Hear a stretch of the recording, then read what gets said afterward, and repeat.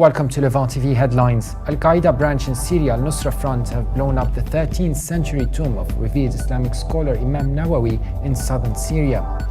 A wave of car bombs exploded at 3 checkpoints on the western outskirts of Iraq's holy city of Samarra, killing 3 people and wounding 41 others. Suspected Kurdish militants fired a rocket at an armored police vehicle and opened fire on a police station in the southeastern Turkish town of Syria, injuring 2 officers. Then Turkey has condemned as unacceptable and irresponsible a statement allegedly made by the Libyan Air Force in a Facebook post, warning all Turkish civilian and military planes would be shot down should they enter Libyan airspace. And French satirical newspaper Charlie Hebdo editor Patrick Pelloux says the paper will come out as scheduled next week to defiantly show that stupidity will not win. Now let's have a look at top headlines in today's newspapers in the Middle East.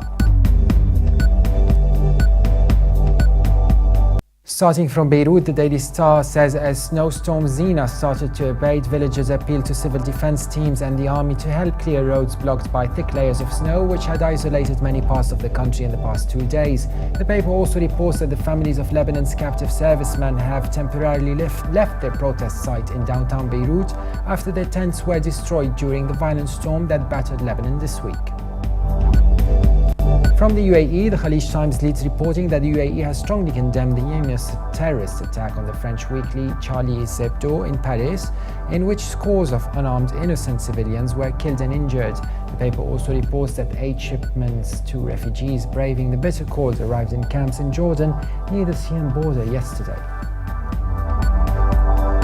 The Egypt Independent leads reporting that a Moroccan delegation has arrived in Cairo for a 2-day visit, during which visitors are scheduled to meet with a number of senior officials in an effort to lay to arrest a recent diplomatic row. The paper also reports that a huge fire has broken out for the 4th time in the forest in front of the central island in front of Hurghada International Airport entrance. Now let's have a look at top MidEast headlines from papers here in London. The Guardian leads its Middle East section reporting that British Prime Minister David Cameron has expressed frustration that the Chilcot report on the Iraq war is being held up by those on the receiving end of criticism, even though the document is, quote, largely finished. The Prime Minister came under fire from 2 MPs in the House of Commons about the long-running inquiry as they demanded to know why Downing Street is not forcing through the publication. Telegraph leads Middle East news reporting that Canada has agreed to resettle another 10,000 Syrian and 3,000 Iraqi refugees over the next 3 years in response to a UN plea for help. This meets 10% of the latest UN refugee agency's appeal for help resettling people fleeing violence in the 2 countries.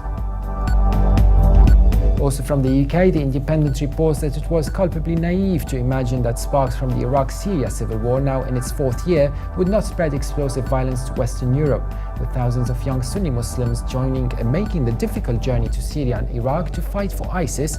It has always been probable that some of them would choose to give a demonstration of their religious faith by attacking targets they deem anti-Islamic closer to home. Now let's have a look at top MidEast headlines in international papers. From Germany, the Deutsche Welle reads its Middle East news reporting that the US has slammed the UN's move to accept Palestine as a member of the International Criminal Court. The State Department says Palestine does not qualify for the ICC membership because it is not a sovereign state. The US, which is not a full member of the ICC, is unlikely to block the move. However, it can cut off its annual aid of $440 million to the Palestinian Authority.